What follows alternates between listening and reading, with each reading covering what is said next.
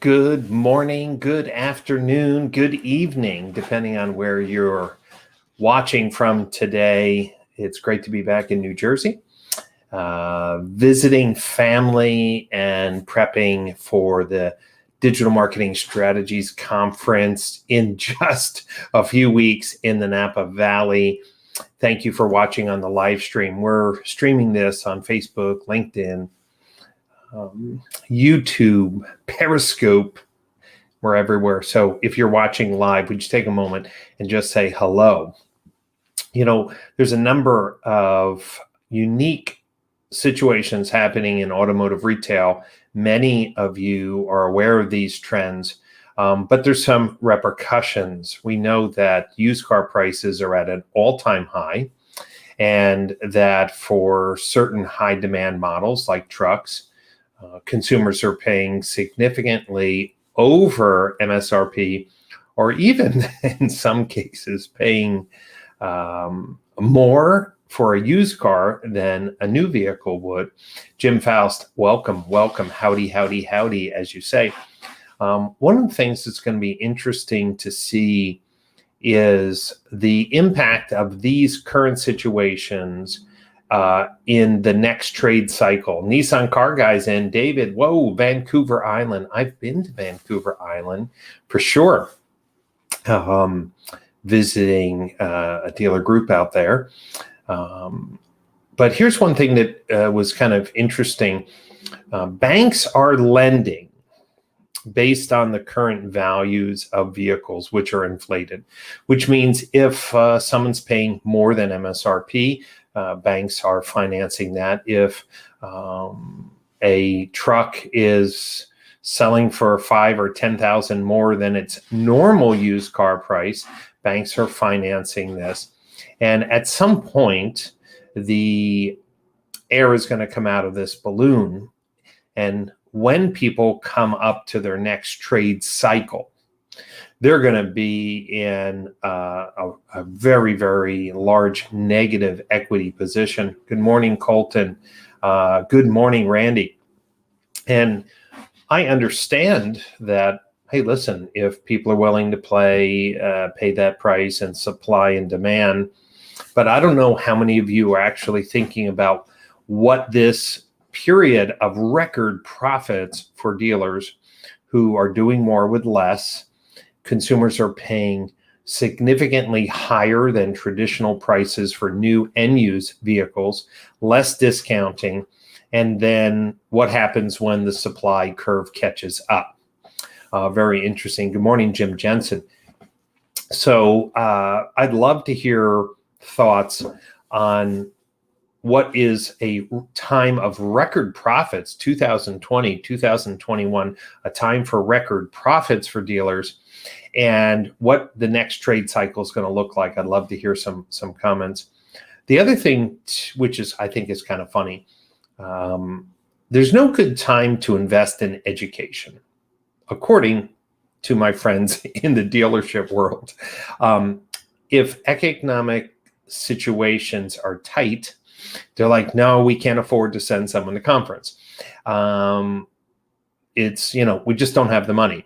And then when you look at 2020 and the first half now of 2021, record profits. Dealers are breaking through all-time records for sales and profitability. And now it's like, Brian, we don't need to go to a conference. Everything is fantastic.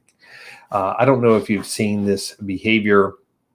So when is the best time to go to conference? When things are just okay and dealers are looking for ideas? I don't know. But I am super excited about the content and the lineup and the conversations we have planned for July 11th, 12th, and 13th in the Napa Valley. There are just a few dealer tickets left. The Marriott is sold out. The adjoining hotel, the Hilton Garden Inn, is open for rooms. So if you waited, you still can attend live, and the hotels abut each other. So it's really a 3-minute walk to get from one hotel to another. But we have an all-star crew coming to DMSC this year. from the dealer world, from the OEM world, from the vendor community. And of course, if you can't make it to Napa and the weather is perfect, you can still get a virtual ticket by going to digitalmarketingstrategies.org. Let me mention a few things that I'm working on. Dealers have cut back on their advertising because of inventory shortages.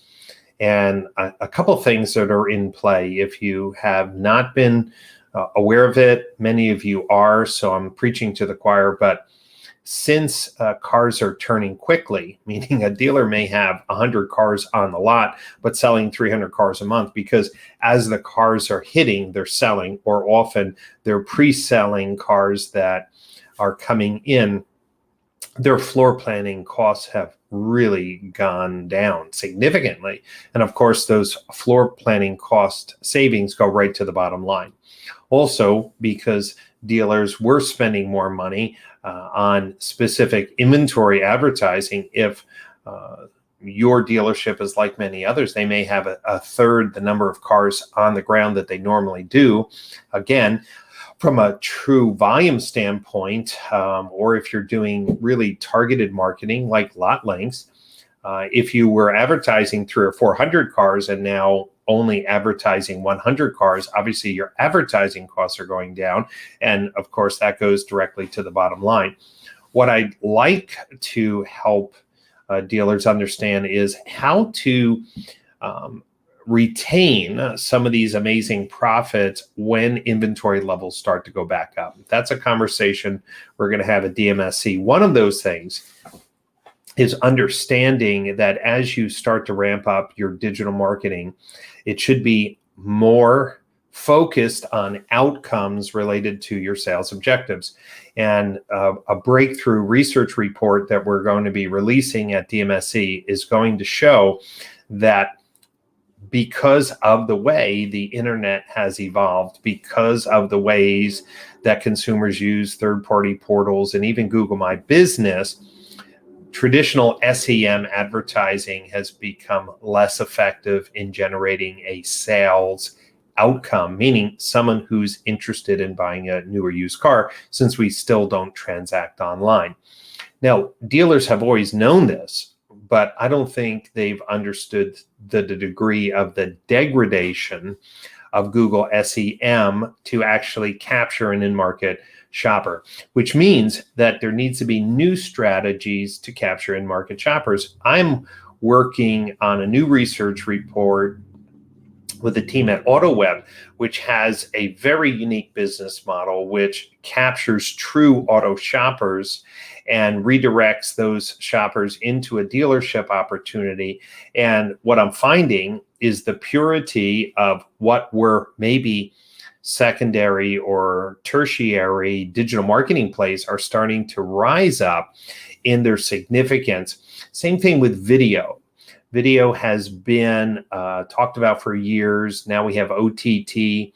The most interesting thing that I'm seeing is that as we become more video focused, I don't know about you, but when I scroll down my Facebook feed, videos are typically the things that make me stop the scroll. Again, this is just behavioral things that the right videos at the right time in a clickable environment are absolutely becoming even more critical in a dealer's digital marketing strategy. So we're going to be talking a little bit about what should dealers be doing to change their mix. And as I've talked about for a long time, dealers have been overweighted on SEM, underweighted on video and SEO.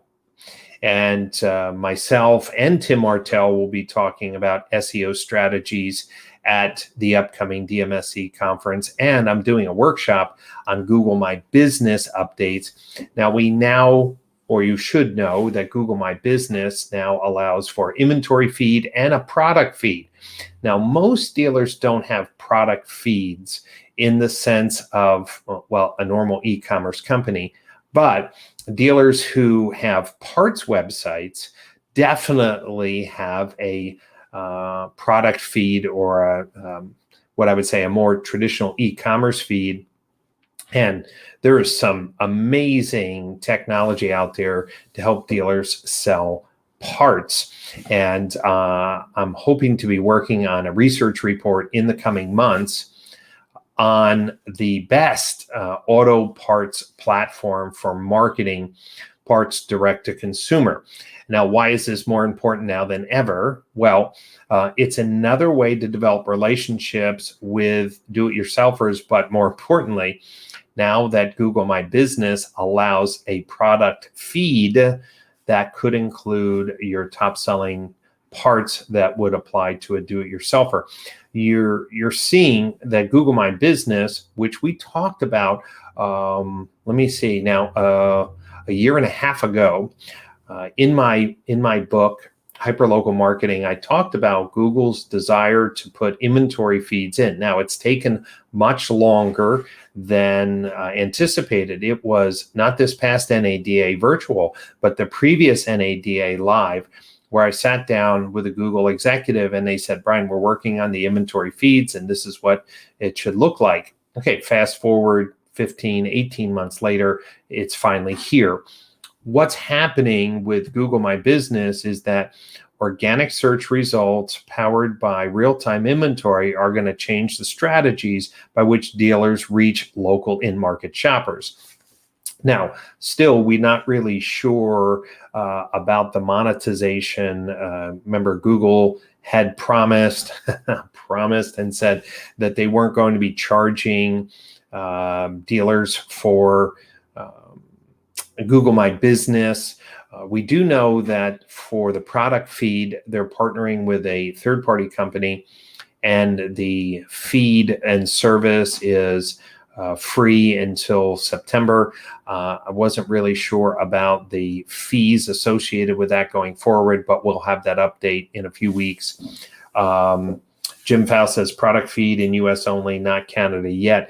Yeah, it always seems that Canada gets a little shortchanged. I'm not really sure why, but only a few of the US software tech companies have had enough investment to support both US and Canadian things like digital retailing, inventory feeds, price books, and stuff like that.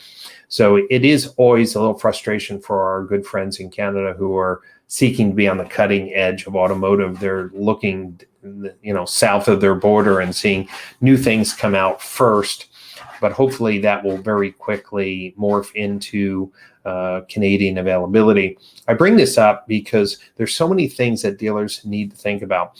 While there's record profits and record efficiencies, this is the time to be investing in some new communication strategies for your customers. Dealers have been putting off contactless payments. They've been putting off full integrated messaging. They've been putting off better lifecycle marketing that includes text messaging and message streams. And I think this is the time to really rethink, especially since my recent visit to California opened my eyes on really even coastal variations. Paul Schnell, yes, you are responsible for supporting both stores in Canada and the US. And it's very difficult when you find success in the US and try to scale to Canada. Let me tell you one thing that I noticed in California. Number one, how different California is from East Coast, especially Florida. This is not a political conversation, but I think the governor of Florida and the governor of California represent polar opposites. But still in California, in the mall, you could walk in without a mask, and half of the stores said you don't need a mask if you're vaccinated. And other stores were like, we don't care if you're vaccinated or not, you have to wear a mask, which was a little odd. But I saw more and more stores say, we're not accepting cash. Now, it seemed like extra paranoid to me, but I think it's also different cultural, orientations.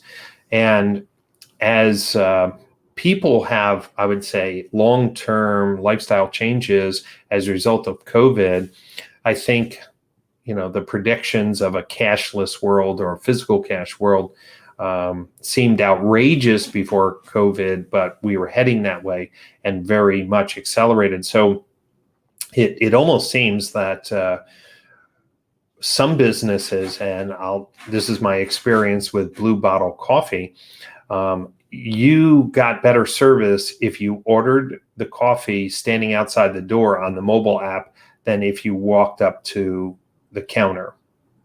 Let me say it again. I got better service if I stood outside the door and ordered on the mobile app versus walking in and introducing myself and saying, hey, I'd like a double espresso.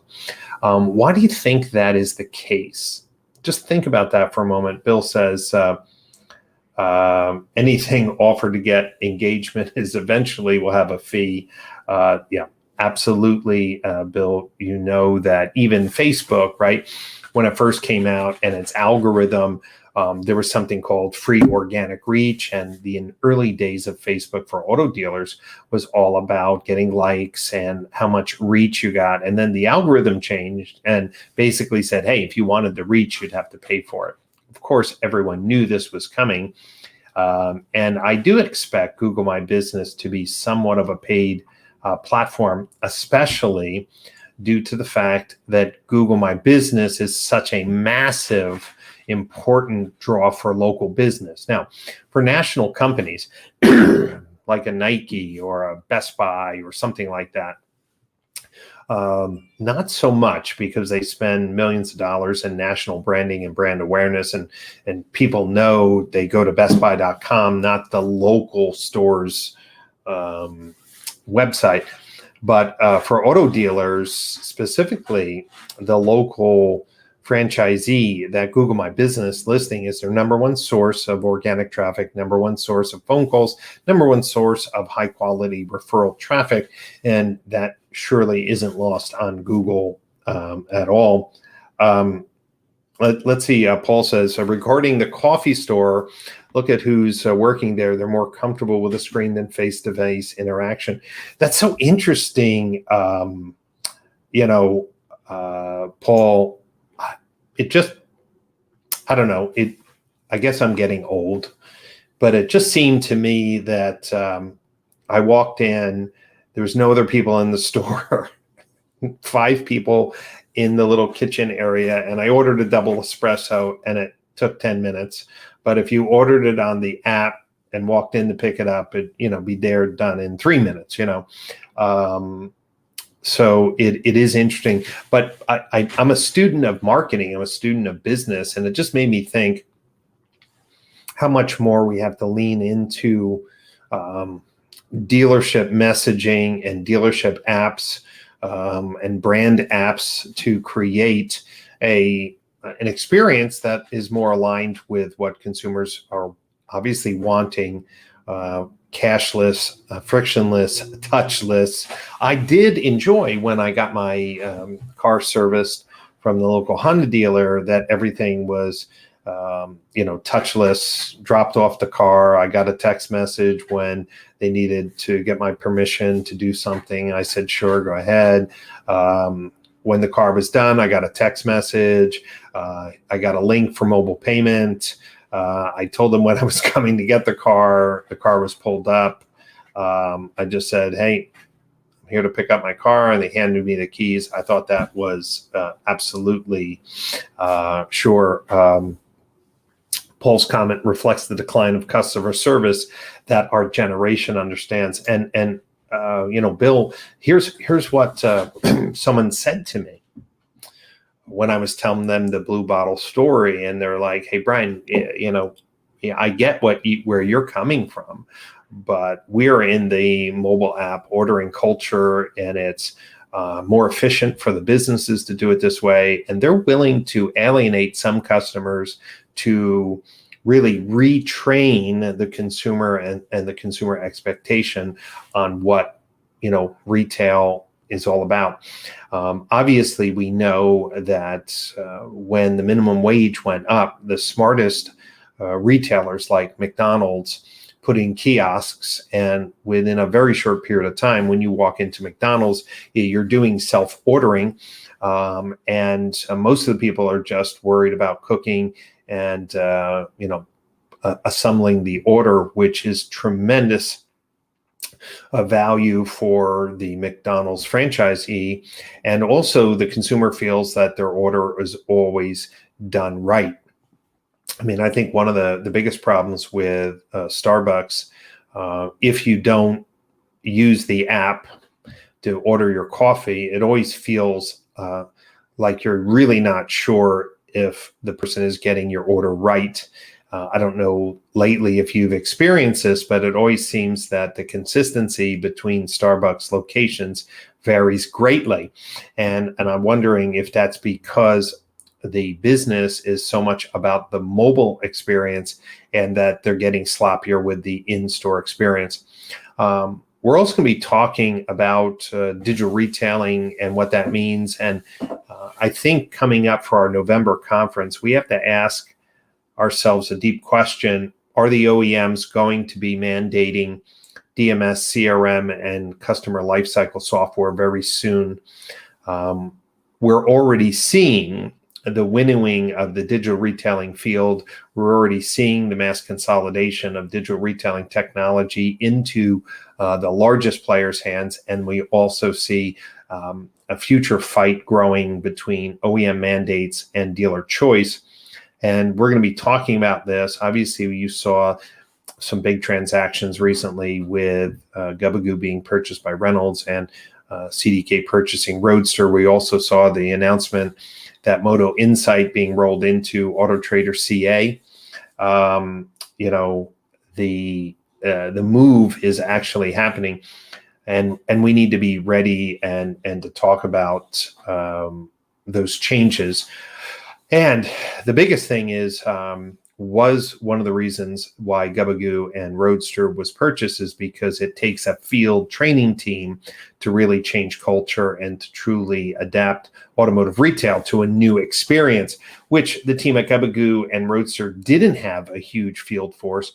And if you notice, CDK and Reynolds have big field forces. So this is a very interesting signal that is something that we need to address. We got a lot of comments here. Here's one from Jim Faust. And Jim, that doesn't surprise me. Meaning when I had a choice of Blue Bottle and Starbucks, I chose Blue Bottle because I think their espresso and their coffee is superior. They're very much like Craftsman, but I didn't like the fact that my in-store experience was significantly worse than using the app. Let's see what Mike Sachs said. I don't believe the majority all want complete touchless and frictionless. Let's push that comment up here. Clicks and mortar retail, consumer doing more online before going to store. Yeah, for sure, Michael. I agree, and we've been teaching this, that there needs to be one tool that is used online and then pick up where they left off. Now, this has been only achieved more recently because what was happening is digital retailing tools would be on the website and then they would walk in and then have something like eLeads, desking, or Promax or some other desking tool with a different trade value, with a different set of residuals, and it always caused a problem. I think one of the strengths of, say, like the A to Z Sync platform or the Roadster platform, or now Gubagoo and CarNow, was this consistency that what was online was actually in store in the tablets. The Market Scan M-Drive platform is probably even taking things to a next level, where the ability to find absolutely the best lender payment combination for the consumer is done in milliseconds.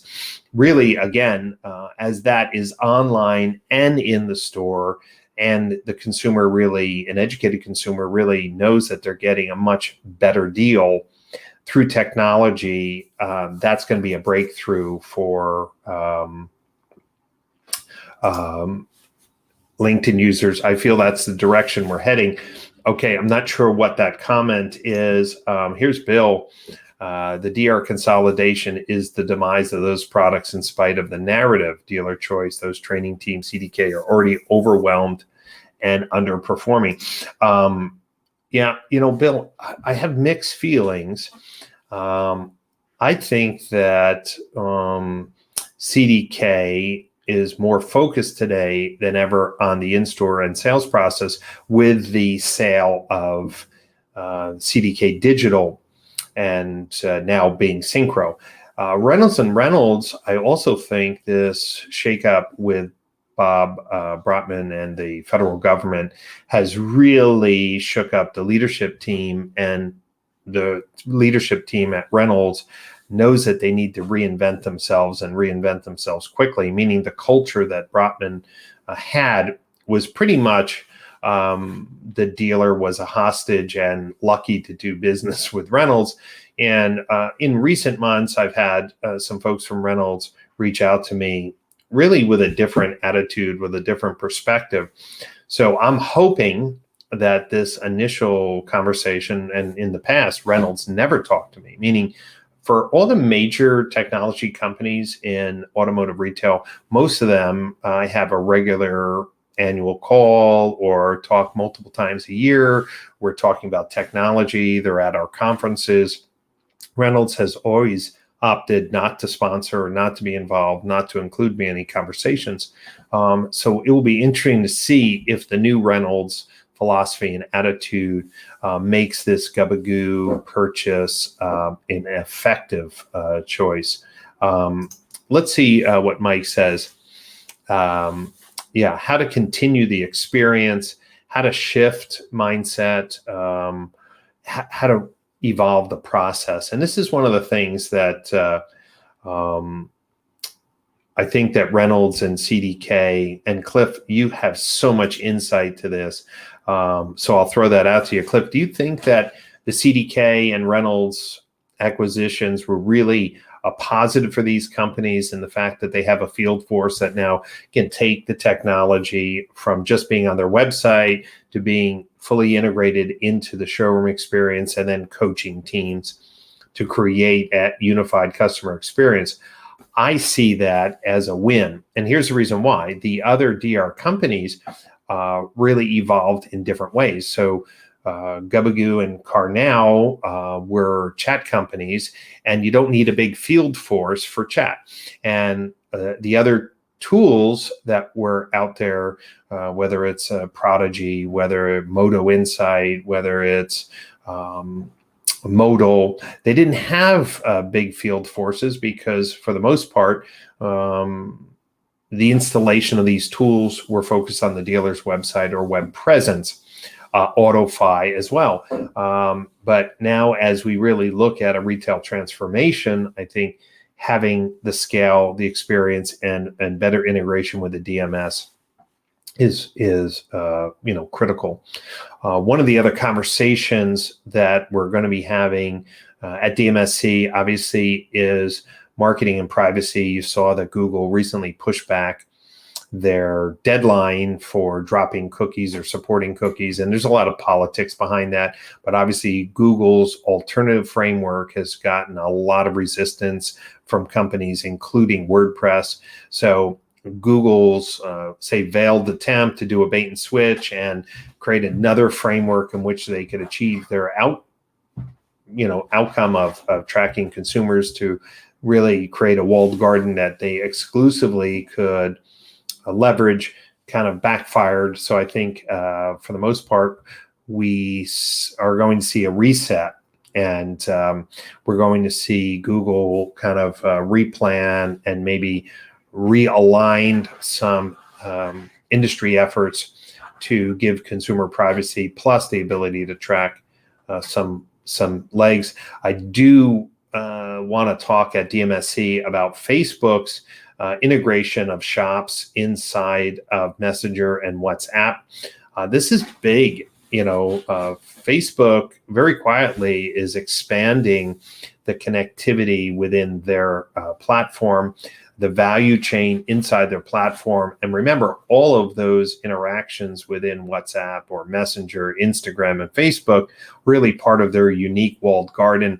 And so in some respects, I think that Facebook is really creating a tremendous value proposition for advertisers in light of the privacy concerns of cookies, and even the fact that their classified platform right now has many VDPs and allowing consumers to stay within the Facebook platform, knowing that the manufacturers really want to control the shopping experience on national websites. Facebook isn't ignorant of those challenges. Let's put up a comment from Cliff. We'll see whether they can create deeper integration with the DMS that's needed. Yes, these transactions, I think a little warning shot over the bow of the other DR companies. Obviously, I think it puts some energy behind the Cox Automotive team to really communicate their value proposition within the Cox ecosystem. And we will have a lot of commentary from the Cox Automotive team at DMSC, also doing a couple podcasts coming up with the Cox team to talk about some of these conversations. Here's a comment from Fred.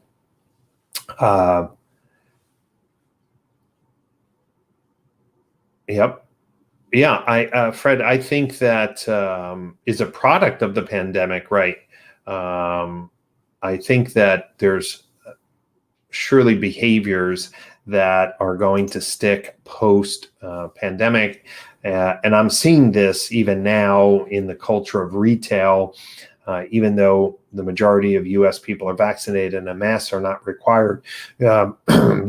The staging, the customer support, the other things are definitely still a little concerning, because there seems to be a shift on how retail is going to be done. Mike Sachs had another comment. One of the things that is very, very clear, and I don't know, Cliff, if you want to comment on this, but you do see a lot that people don't, is I think,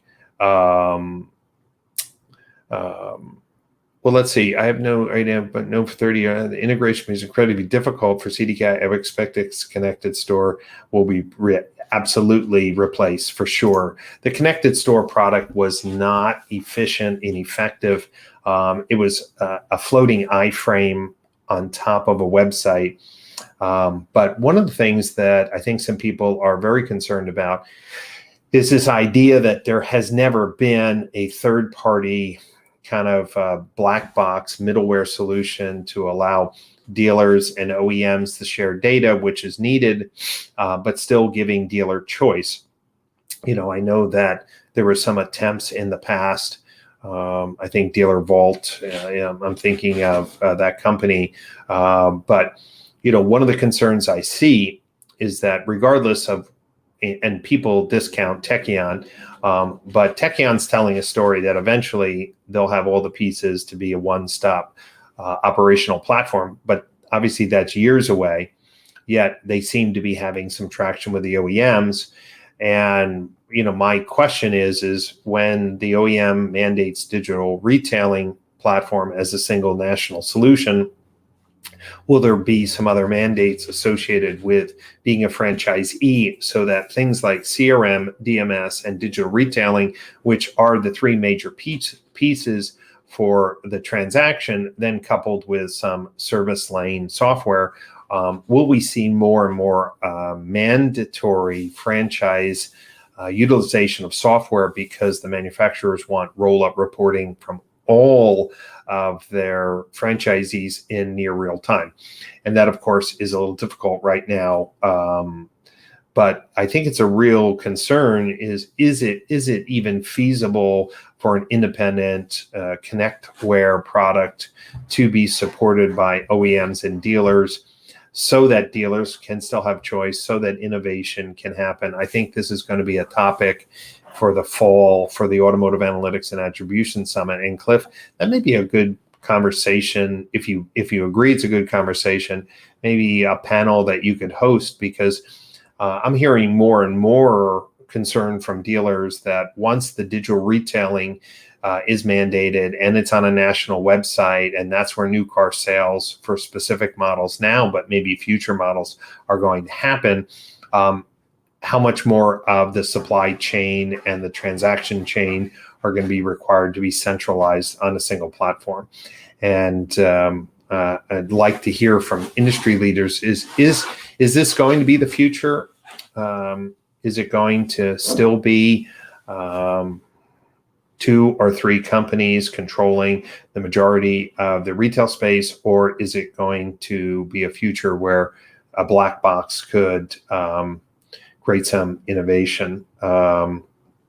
Mike, I've been watching Tekion, but I was just talking to a dealer today who's had a couple of demonstrations with Tekion, and they have some big holes in their software, especially in the service side of the business. So the thought process that Tekion is going to be best of breed and deliver in 8 or 10 significant unique pieces of software that run dealerships today in any short period of time would be miraculous. Even though they're going clean code, they're starting from scratch, but starting from scratch comes with a lot of bugs. Cliff said the connected vehicle will drive much of the OEM strategy at the retail level, for sure. Well, there's a lot to talk about, and there is surely some breakthroughs that we're going to be sharing at DMSC, as we always do in the Napa Valley in July. But this is not a time to sit back and relax and record profits. This is a time to be thoughtful and talk about the future of your brand, especially for dealer groups. Dealer groups should be at DMSC. We have some of the largest dealer groups in the country there. We need to talk about, hey, if OEMs mandate digital retailing software, what does it mean to local brand promises or brand websites? Does this mean more emphasis to building effective group sites for transactions? And does that create kind of a forked approach to retail, kind of reliving mandated websites versus non-mandated websites? We're going to be talking really about what's the current accelerator to a more efficient retail world, and then of course connected vehicles, as Cliff brought up, probably something we'll hold off to the Automotive Analytics and Attribution Summit, because I really think we need to get an update on the data path on what the connected vehicle world's going to do to dealership operations, to OEM communication. Obviously, I think in the fall we need to talk about data ownership and the evolving move to doing transactions on a national OEM website, and who owns that customer. Is it much different than if that customer walks into the dealership? Is that what the OEM is thinking or not? There's a lot of things to consider. Mike Sachs, they definitely will have holes, but they'll move faster, the CDK and Reynolds. That's what the management team at Tekion communicated to me, is that CDK and Reynolds can't catch up, meaning the speed at which they are accelerating software in the cloud for dealers would require billions of dollars of capital, and it's not there.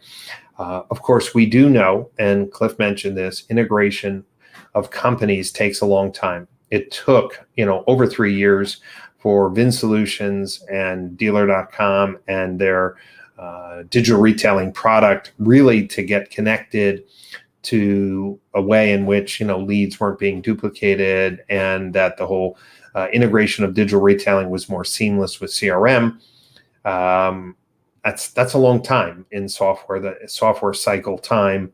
So when you're starting with a clean slate, the question is how do you maintain best of breed technology and stay ahead in each business operation, whether it's CRM or DMS, website, digital retailing, service operations, inspection, customer lifecycle management, communications platforms.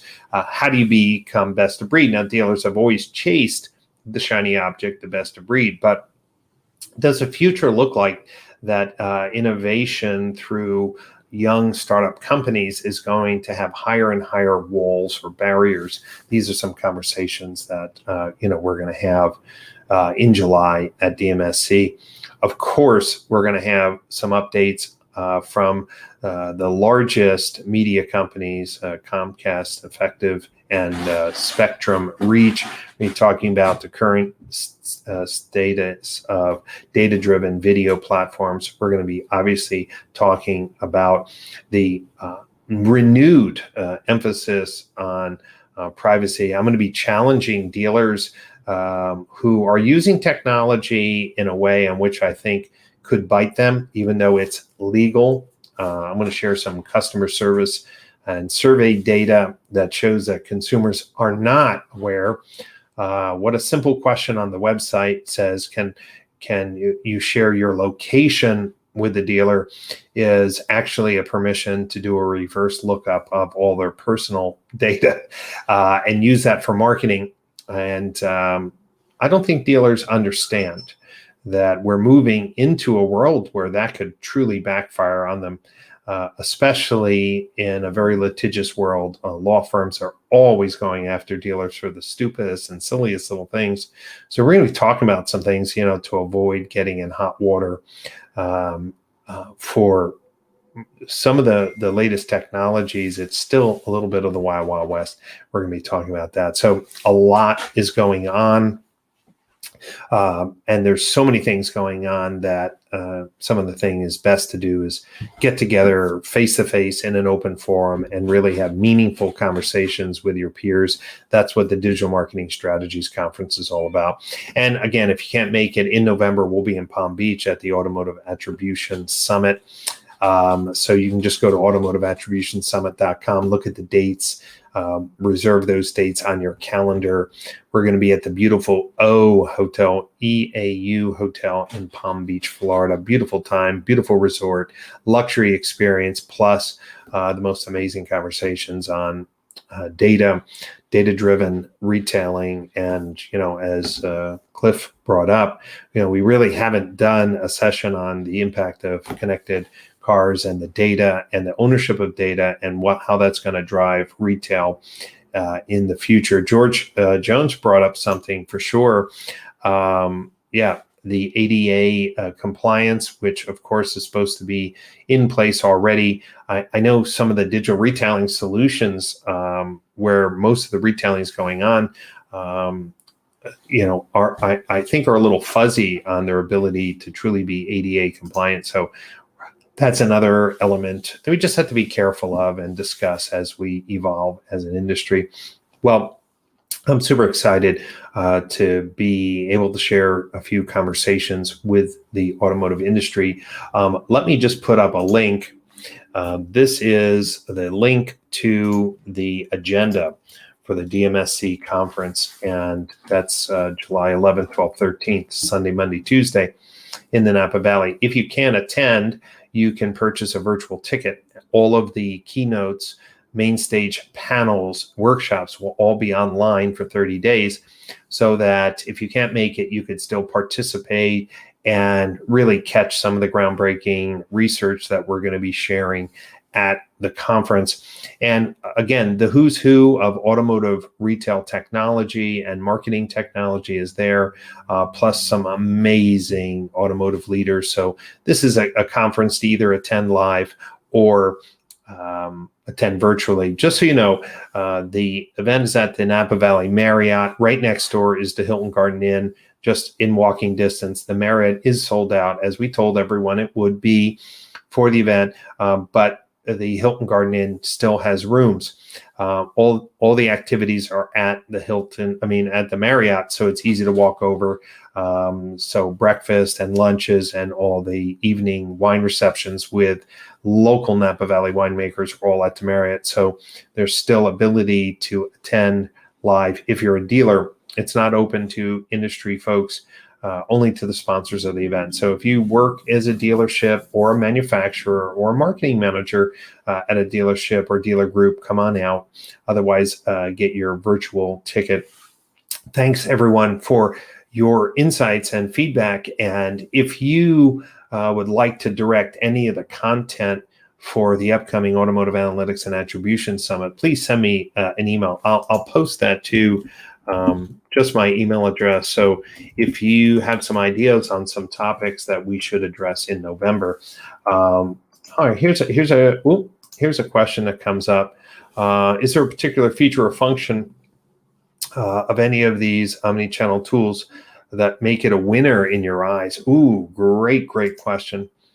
So let me tell you what my belief system is that the industry needs to move to real-time retailing. And let me explain. When we go to Amazon, we can buy something and check out in seconds. I mean, you know that, right? You're bored at a meeting and you're buying stuff on Amazon. It's that easy because it's a simple product and product that we know, or if it's a new product, we look at the reviews and we know we can return it.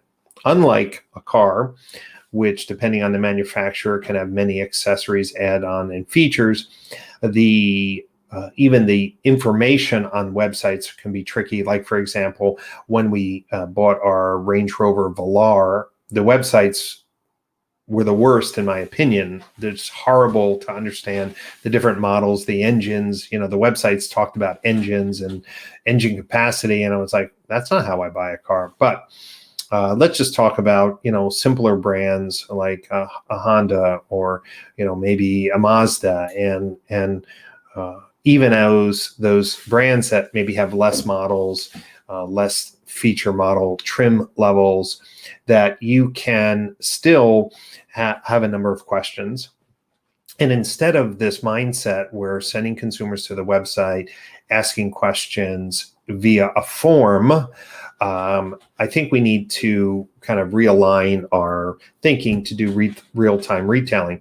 So any digital retailing platform that doesn't have integrated messaging, not text messaging, but integrated messaging, where when a consumer starts a conversation and picks it up the next day, the conversation continues. I think we need to shift our staffing models, our staffing thinking, to be able to answer questions and try to transact when they're on our website instead of chasing them in the BDC. Now, of course, there's a lot of politics with this because there's millions of dollars spent on BDC training and then this idea of lead follow-up, but very little training on creating a real-time retailing environment. So I would say the digital retailing tools that have built-in messaging will have a competitive advantage. We saw recently, right, Roadster partnered with LivePerson, one of the largest communication and messaging companies in the world, to have integrated messaging with Roadster. And this is an optional feature. Of course, for me, I don't think it's optional at all, yet I understand if the dealer has another messaging platform that they prefer, right? Of course, use that one. So I think digital retailing tools themselves need real-time support with qualified people, and not just somebody who says, give me your number, I'll have someone call you.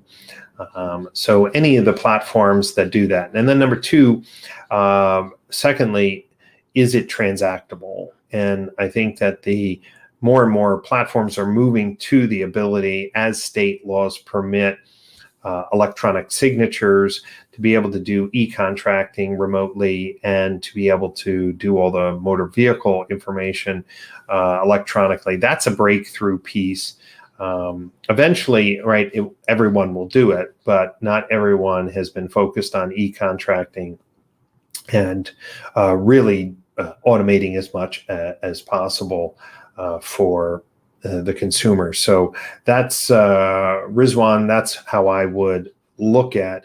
Just having a tool that can do penny perfect or near penny perfect calculations is nothing more than a fancy payment calculator if there isn't live integrated support, because there are so many questions associated with buying a car that without support would be somewhat silly to assume a consumer is going to click and buy without any integration of the sales support and expertise inside the dealership.